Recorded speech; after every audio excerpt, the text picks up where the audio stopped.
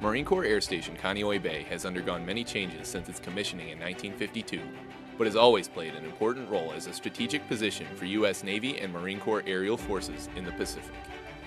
Since 1968, MCAS Kaneohe Bay has served as a base of operations for Marine Aircraft Group 24. MAG-24 has since provided rotary wing support to several combat operations, including Operation Desert Storm and Operation Enduring Freedom.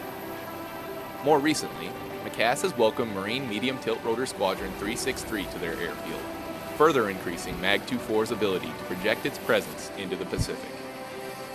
While MCAS and MAG-24 consist mainly of rotary wing aircraft, the station maintains the capability of supporting fixed-wing operations. Marine All-Weather Fighter Attack Squadron 533, based aboard Marine Corps Air Station Beaufort, South Carolina, is currently flying live ordnance missions in support of the Rim of the Pacific exercise.